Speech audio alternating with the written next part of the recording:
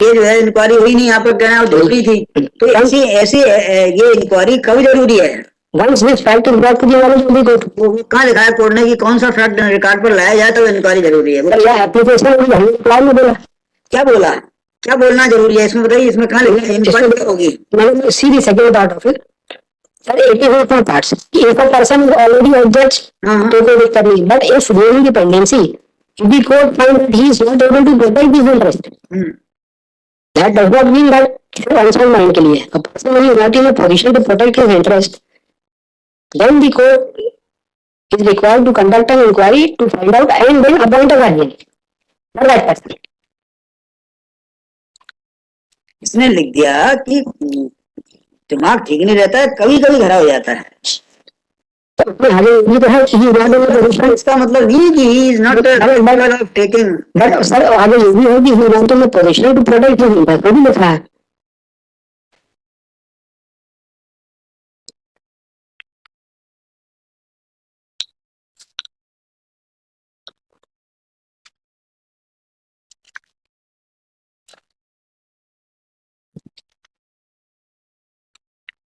अब और क्या है? अब मुझे एक कोई जजमेंट होता है सर, आदमी का दिमाग कभी कभी खराब हो जाता हो तो उसको जो है अनसाउंड माइंड माना जाएगा. सर ये this is not only for unsound mind, it is also for persons who are not in a position to protect their interest. ये कहाँ कैसे तय होगा? Further inquiry is required. उसकी पत्नी ने गवाही दी है. गवाही दी? क्या कहा है? वो पागल है, वैसा कुछ विषय नहीं है उसने. नहीं, उसने अपनी चीफ में कहा होगा ना कि मेरा पति पागल है, या उसका दिमाग इतना सही नहीं रहता कि वो अपने इंटरेस्ट को टेक केयर कर सके. वैसा कुछ पूछा ही नहीं. पूछा उससे क्यों पूछा जाएगा? उसको कहना चाहिए आगे कि साहब इसको उसका जवाब दावा नहीं है, उसकी तरफ से कुछ नहीं है. She was the only person who could say before the court कि साहब उसका ध्यान रखो, वो पागल है या उसका दिमाग खराब रहता है, कभी कभी खराब. जो लिखा है मतलब आपने जो है नहीं, whether she has stated anything before the court. After all this, after these orders after these applications, reply and order, what has come on record with regard to his mental infirmity? It appears from our evidence that there is no such statement. Because we are either way, because we are in second appeal, इसलिए इतना पूछ रहे हैं. यदि आप trial court में होते हम तो आज इंक्वायरी करते. सर मैं बोल रहा हूँ if the judgment and decree passed against an unsound person or influence, that is insanity. Sound होने के लिए आप कोई का स्टेटमेंट तो बता. किसने कहा कि वो अनसाउंड माइंड है? So once this is brought to the notice of the court, then वही तो कह रहा हूँ, किसने कहा कि वो ये एप्लीकेशन में जो लिखा है जिसको कोर्ट ने अलाउ किया है. इसकी पत्नी ने क्या कहा वह देख तो रहे हैं. देखो हम आपकी बात समझ रहे हैं कि यदि अनसाउंड माइंड का है तो उसके लिए कानून का पालन होना चाहिए था, लेकिन वो अनसाउंड माइंड का वही प्रक्रिया तय करने की अनसाउंड माइंड का है कि नहीं है. You are right. लेकिन किसी ने कहा, आपने कहा कि वो अनसाउंड माइंड का है. वो एप्लीकेशन में कहा है, application is allowed by the trial court. Application में क्या कहा? क्या कहा आपने? उसका दिमाग ठीक नहीं रहता है, he is not in a position to protect his interest. आपकी एप्लीकेशन में क्या था? सर ये तो उनका जवाब हो गया. ये हमारी एप्लीकेशन है सर. ये जो है ना, कौन है ये? पार्वती कौन है? ये वाइस का इसकी राना. पार्वती ने कहा कि कभी कभी दिमाग खराब हो जाता है. ठीक है, अब आपने क्या कहा था? मैंने तो कुछ कहा ही नहीं सर, यही एप्लीकेशन है जो है. ये जवाब है. बलि बनने का तो बलि बनने का कि राम अवतार को बलि बनना है. उसका रिप्लाई राम अवतार और पार्वती ने दिया कि इसका दिमाग. अच्छा, मतलब आपकी तरफ से कुछ नहीं है अभी? हमारी तरफ से, इन्हीं की तरफ से था. तो इनकी तरफ से भी अनसाउंड माइंड कहीं नहीं लिखा. ये तो लिखा है आपने कहीं कहा कि अनसाउंड माइंड है? अगर अनसाउंड माइंड नहीं होता तब तो आपको बोलता. वो है कि नहीं है, that is required to be considered and decided by the court. This has come to the knowledge of the court.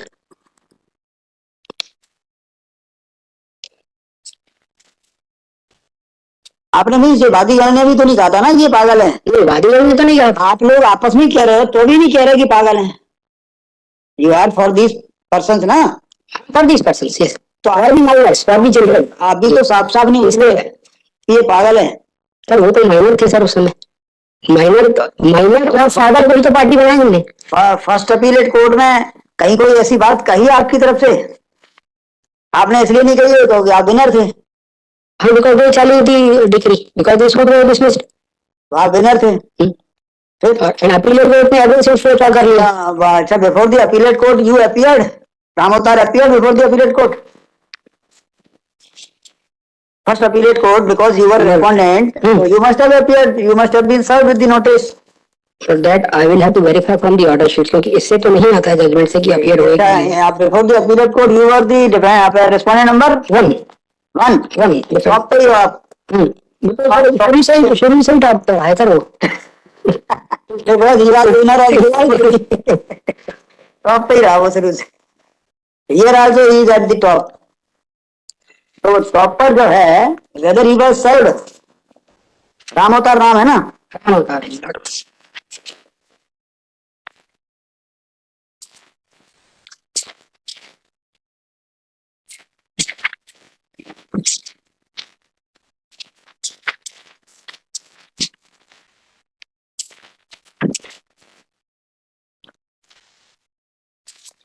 वसीयत किसने किसको कर दी है? Nandlal, Kanhaiyalal.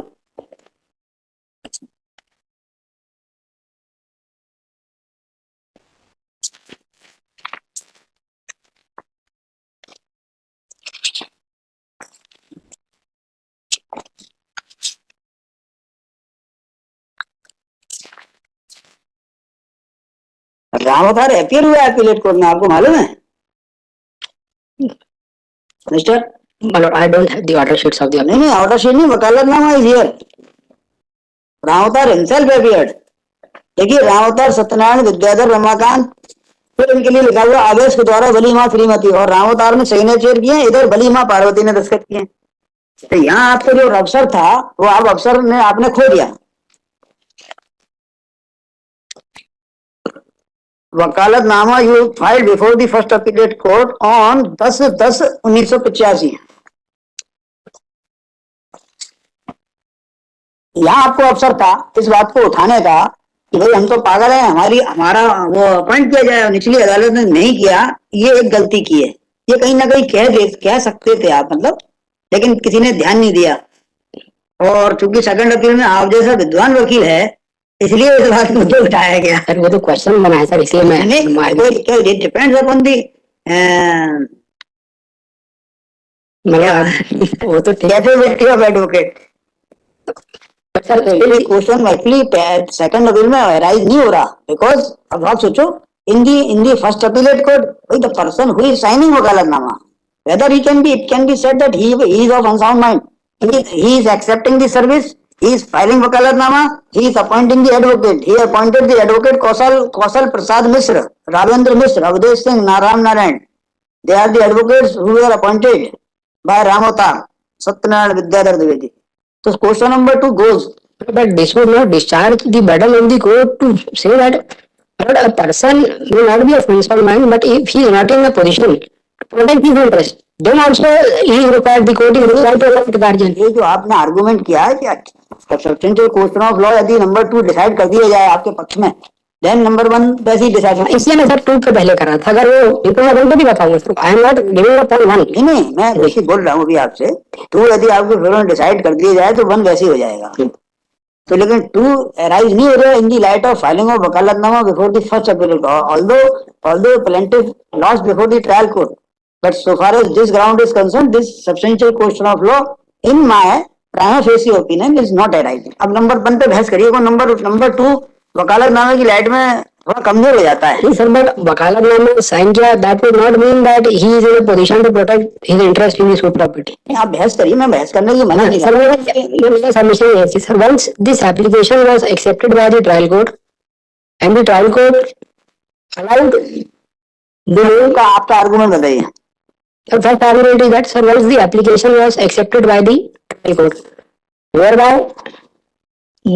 name of Ramatar was corrected to be deleted and Parvati was appointed as the guardian on the basis of the application filed by। अरे मैं steno थोड़ी हूँ,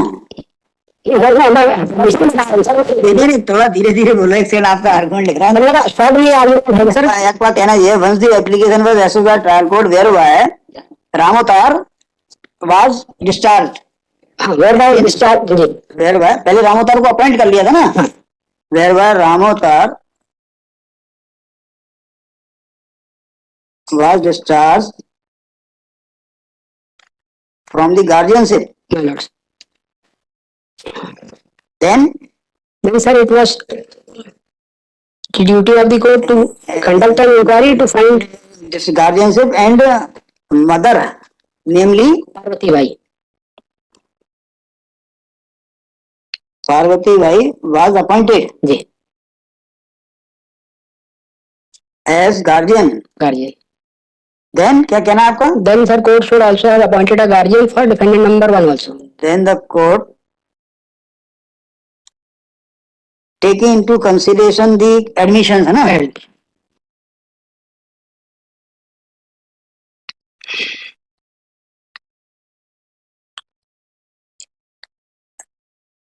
And regarding mental infirmity of Ramotar,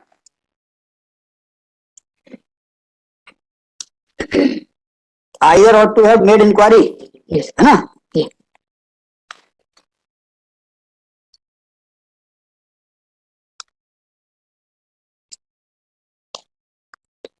or appointed somebody as guardian, है ना? My lords. Next क्या submission है आपका? Sir इस पे जजमेंट अभी बता दूं सर कि पहले? हाँ बता दी, नोट कर लेते.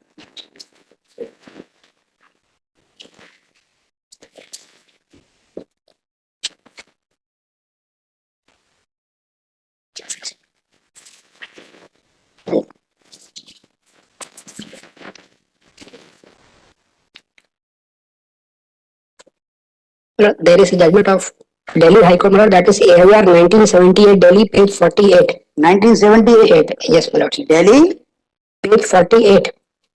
जी. So may I just read para 10 of this, my lord? Para 10 Para 10. पढ़ दीजिए. Order 32 Rule 3 of the CPC provides that where the defendant was a minor, the court, on being satisfied with regard to the fact of his minority, shall appoint a proper person to be guardian in the suit for such minor. By virtue of provisions of Rule 15, the provisions of Rule 1 to 14 of Order 32 relating to minors are made applicable so far as may be to persons adjudged to be of unsound mind and to persons who, though not so adjudged, are found by the court on inquiry by reasons of unsoundness of mind or mental infirmity to be incapable of protecting their interest when suing or being sued. The provision contained in Order 32 not only empower the court to take appropriate steps where a party to the proceeding is a minor or a person who is incapable of protecting his interest, whether by reason of unsoundness of mind or mental infirmity, but also cast a mandatory duty on the court to take steps to ensure proper representation for such persons so as to ensure that their interests in relation to the proceedings are fully protected. These provisions are a legislative recognition of the well-known principle that the state, indeed the court, which is part of the judicial hand of the state, is the locus parentis to its citizens who are either minors or are incapable of protecting their interests in judicial proceedings, reasons of unsoundness of mind or mental infirmity. There can therefore be no doubt that before the court proceed with a suit, other proceedings in which one of the parties is either a minor or otherwise incapable of protecting his interest, the court is bound to hold a preliminary inquiry and if satisfied that the conditions of the relevant rules are attracted to make appropriate direction with regard to the proper representation of such persons. नहीं ये जो है इसमें कहीं ऐसा लिखा है कि क्या क्या मटेरियल कोर्ट के सामने होना चाहिए जिस पर से वो इंक्वायरी करे? सर वो तो इंक्वायरी वंस इट इज पहले तो इंक्वायरी होगी या तो वो इंक्वायरी करिए ना सर. प्रिलिमिनरी इंक्वायरी करेंगे तो प्रिलिमिनरी इंक्वायरी करने के लिए क्या मटेरियल हो? Once it is stated that ये पोजीशन में है, he is not in a position to protect his interest, then the court will conduct a preliminary inquiry and in preliminary inquiry it is found कि he is in a position तो then there is inquiry कब करेगी court? वो material कौन कह दे कि ये पागल है तब वो करे? तो सर अब इसमें तो वो नहीं कह रहा है. आपकी बात सही है ये वाली बात, नहीं वो नहीं कह रहा ना, वो फिर मेरा दिमाग कभी कभी खराब हो जाता है सर. तो आगे ये भी तो बोल रहा है not in position to protect the interest of these persons. उसने नहीं कहा मैं अपना नहीं कर सकता. मैं कहा भैया नहीं सर दोनों बोला है सर उसने. तो मैंने आप पढ़ तो दिया था. दोनों बोला उसको अपना नहीं कर सकता ऐसा बता दीजिए. अब उसमें लिखा है कि मेरा दिमाग ठीक नहीं रहता, मैं नहीं कर सकता. और क्या नहीं कर सकता? उसने और आगे उसने एक बार बोला है sir there should not be any confusion. आप बता दीजिए ना. वो उसने कहा कि मेरे को माता जी को कर दो. यही रिप्लाई पड़ा है, रिप्लाई की बात कर रहे थे ना. देखिए ये कि उपरोक्त प्रकरण न्यायालय में विचाराधीन है जिसकी तारीख पेशी आज दिनांक 17/4/76 नियत है कि उपरोक्त प्रकरण में प्रतिवादी नंबर 2, 3, 4 की ओर से मुझ प्रतिवादी क्रमांक को बली सरप्रास बनाया गया है. किंतु मुझ प्रार्थी का दिमाग ठीक नहीं रहता है, कभी कभी खराब हो जाता है, जिससे उक्त प्रकरण की पैरवी प्रार्थी उचित रूप से नहीं कर सकता। मतलब जैसे वो प्रार्थी अपने लिए, उसके बाद उनके लिए बोलेगा माइनर्स के लिए। इससे प्रतिवादी क्रमांक 2, 3, 4 की वली सरप्राइज प्रतिवादी गणों क्रमांक 2, 3, 4 की माँ मुसम्मात पार्वती जोजे रामोतार को बनाए जाने की दया की जाए। ये मतलब ये जो आवेदन लगाया गया था कि साहब इसको बलि बना दिया जाए, तो उसका जवाब उसने ये कह के लगाया, जब वो बच्चों को नहीं कर सकता अपनी जो है वो प्रोटेक्ट करेगा इंटरेस्ट। हो सकता है कि माताजी को बीच में सामने लाकर जो है 2 हाथ कोर्ट के सामने करना चाहता हो कि भाई एक की जगह 2 लोग रहेंगे, सुविधा हो जाएगी। इसका मतलब ये नहीं है कि वो अपने आप को पागल कह रहा था। नहीं सर, उसमें तो लिखा ही है, उसने नहीं कह रहा सर दिमाग ठीक नहीं है और मैं नहीं मुताबिक कर सकता, पोजीशन में नहीं। कई लोग ऐसे होते हैं जो अनपढ़ होते हैं, कम समझदार होते हैं, उनकी पत्नी ज्यादा समझदार होती है, तो पत्नी को आगे कर देते हैं। तो ठीक है सर, आगे माइनर्स के लिए कर दिया, इनके लिए तो कुछ नहीं किया सर। के लिए जरूरत नहीं थी कि वो उसको इतना इस तरह का वो जो है पागल नहीं था, बट उसके लिए किया जाए। But sir weather he was of that level, ऐसे तो कोई भी व्यक्ति कोर्ट से बचने के लिए कुछ भी लगा देगा। सर इसलिए तो प्रोविजन है, कोर्ट भी hold inquiry to find out. उसको इसका जो है कहना पड़ेगा, उसको कुछ कहा नहीं, और उसने वकालतनामा लगा के उस सारे के सारे जितने भी कहावत थी उसने सब खत्म कर दी। इन अपीलेट कोर्ट और सही हो गया वो, तब भी नहीं कहा कि मैं उस समय पागल था। उसने 41-27 के अंदर ये भी नहीं कहा कि मैं उस समय पागल था इसलिए गवाही नहीं दे पाया, अब जो है गवाही दे ले लो मेरी। अब सर सूट डिसमिस हो जाता तो देगा वो कुछ वैसे ही कह देता, कोर्ट में अपनी बात कह देता। ये गारंटी थोड़ी होती है कि ट्रायल कोर्ट में दावा खारिज हो जाए तो सब सारी स्टेजेस पे खारिज ही बना रहेगा। अपीलेट कोर्ट ने डिक्री कर दिया, तो वहां खड़े होकर इतनी तो बनती थी कहने की भैया उस समय मेरी दिमागी हालत खराब थी, अब जरूर सही हो गई है। सर सही नहीं हुई होगी तो सही हो गई तभी तो उसने वकील नियुक्त किया। भाई कोई व्यक्ति खुद वकील नियुक्त कर दे जाके दस्तखत करके, प्रेजम्पशन इज देयर कि वो capable of thinking about the case है। चलो और आर्गुमेंट करो, मैं आपको बीच में रोक देता हूँ। नहीं सर वो तो दैट इज फॉर मी, मतलब welfare of the case only. एक तो हो गया 78 दिल्ली, दूसरा एक सर 73 बॉम्बे में these provisions have been exhaustively considered. 32 के प्रोविजन कंसीडर किए। हाँ वो ठीक है, 73 बॉम्बे AIR 73 बॉम्बे पेज 276, मतलब this is a case where इसमें सर प्लेंटिफ माइनर था। पैरा बता दीजिए, पैरा बता दो, तो पैरा 12 से स्टार्ट रहता है। पैरा नंबर बता दीजिए कौन कौन से। 12, 15, 16, बस 12, 15 एंड 16। और तीसरा कौन सा है सर 2003 वॉल्यूम 3 SCC 225। क्या एक बार बोलिए। 2003 volume 3 SCC 2003 volume 3 SCC 225 para 10 मानोड से। और सर इसका पैरा 10 में बोले तो मैं दो छोटा सा ये पढ़ देता हूँ। हाँ पढ़ दीजिए। सुप्रीम कोर्ट पैरा 10 में 32 रूल 15 इज रिप्रोड्यूस, उसके बाद लिखा है पैरा 11 में on a bare perusal of the said provision it is evident that the court is in power to appoint a guardian in the event a person is adjudged to be of unsound mind. It further provides that even a person is not so adjudged but it is found by the court of inquiry to be incapable of protection. ये बार बार मेरे को यही परेशान कर रहा है। if it is found by inquiry, yes, तो it is found by inquiry में तो फिर तो उसका अपॉइंटमेंट करना ही पड़ेगा, लेकिन इंक्वायरी कब हो? इंक्वायरी जो है कौन से ऐसे फैक्ट हो जब इंक्वायरी हो? कोई कहे उसको कि ये पागल है, आप लोगों से अपोजिट पार्टी ने कहा नहीं, उन लोगों ने कहा। अपोजिट पार्टी क्यों कहेगी? Opposite party will take advantage of his mental infirmity. Why would the opposite party? और अपीलेट कोर्ट में भी नहीं कहा आपने कि हम पागल थे। अपोजिट पार्टी तो बोल रही है ये ठीक है, ये तो कल अपील में ये सबमिशन है कि कोर्ट के ऊपर बहुत सारी कोर्ट की ड्यूटी डाल दी जाती है, कोर्ट की ये ड्यूटी है, कोर्ट की वो ड्यूटी है, तो पक्षकार की जो ड्यूटी होती है उतनी ड्यूटी तो पहले हो जाए, फिर कोर्ट की ड्यूटी शुरू होती है। सर वो जो एप्लीकेशन उन्होंने अलाउ की 32 to 3 की चेंज किया, करके है पास भी आना, ये कोर्ट खुद कर लेती बात अलग थी, लेकिन वो कोर्ट ऐसा होना चाहिए था पर ऐसा हो के सामने खड़ा हो गया जाके कि मुझे नहीं इसको बना दो। कोर्ट ने उसको एक उसकी जो है बॉडी लैंग्वेज देख के समझा होगा ये पागल नहीं है, तो कुछ पागल जैसी हरकत करता है तो कोर्ट शायद खुद मान लेती है पागल है, तो अच्छा खासा रहा होगा। केवल देखने से इसको मौका था अपील कोर्ट में बताने का मैं पागल हुआ, उसने वकील नियुक्त कर लिया, फीस भी दे के आया होगा, घर का बड़ा था, करता खानदान था, फीस भी दी होगी वकील को अच्छे से, वकील साहब ने भी सोचा होगा ये आदमी सही है, नहीं तो वकील साहब इंक्वायरी कर लेते उससे। तो ऐसा महसूस नहीं हुआ, नहीं तो वकील भी किसी पागल को ऑफिस में घुसने के पहले वकील को भी लगता है कि ये कोई गड़बड़ ना कर दे, किताब बताओ ना फाड़ दे। चलो और बताइए। तो एक सबमिशन बनाए थे आप? सर बता दिया। मैं यही जानना चाहता हूँ, if it is found on inquiry तब अपॉइंटमेंट जरूरी है, लेकिन वो इंक्वायरी कब हो? What should be the material before the court to hold inquiry? One, if it is brought to the notice of the court, whether correct or incorrect. तो कहाँ लाया उसको? किसी ने नहीं लाया है ना ये पागल। एप्लीकेशन में लिखा है सर, एप्लीकेशन अलाउ है। उसने कहा मेरा दिमाग कभी कभी खराब हो जाता है। उसको तो सर हटा दिया। नहीं, उसने कहा जो माँ खड़ी थी ना इसको बना दो। If that application is allowed, that reply is accepted. उसकी माताजी के आगे उसकी नहीं चलती होगी, इसलिए माताजी को बना दिया उसने। नहीं सर, इसकी तो वारिस थी वो। हाँ, माताजी तो माइनस की थी, तो नहीं चलेगी उसके साथ। उसे नंबर, क्वेश्चन नंबर 1 के बारे में बताओ। सर इस जगह नंबर 68 सुप्रीम कोर्ट है यार 954, which says that year 1968 supreme court 954, this is only point that decree passed against a person of an unsound mind. 100% अपने यहाँ का भी एलजे एमपी सर 55 एनएलजे है सर पुराना है। यदि जो है माइनर पर्सन अनसाउंड माइंड के खिलाफ कोई डिग्री हो जाती है वो तो बेकार है, नलिटी है।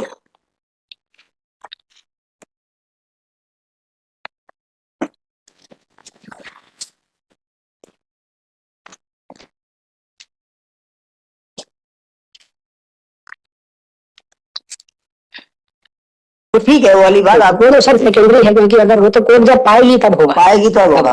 वो तो और बताइए सर इसमें एक डॉक्यूमेंट और दिख लिया जैसे भी D1 जो है, to show that he was not of. आप डॉक्यूमेंट एक बार में दिखा दो, जितने दिखाना कहूंगी सर कि आप डॉक्यूमेंट्स ही दिखाने पड़ेंगे for with respect to question number 1, क्योंकि वो थोड़े से बार-बार फटते हैं ना, इसलिए मैंने कहा बार-बार खोलने में वो दस्तावेज। और क्वेश्चन नंबर 1 में तो सब डॉक्यूमेंट्स ही देखने पड़ेंगे। हाँ, तो ये उनको बस डॉक्यूमेंट जैसे भी D1 दिखा दो सर। ये जो त्याग पत्र है विच दे हैव चैलेंज, जिसको ये चैलेंज कर रहे हैं, इसमें भी इसमें लिखा है क्या पागल भाई, मतलब अनसाउंड माइंड। हाँ, वो लिखा है D1 मेरठ। ये वो त्याग पत्र है Meerut which is under challenge 9/2/78 का।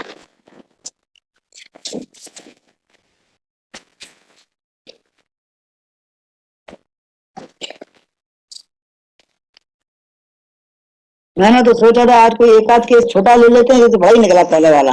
इधर छोटा ही है, अब आप क्वेश्चन नंबर 2 डिसाइड कर दो इसको, छोटा ही है। In favour of appeal.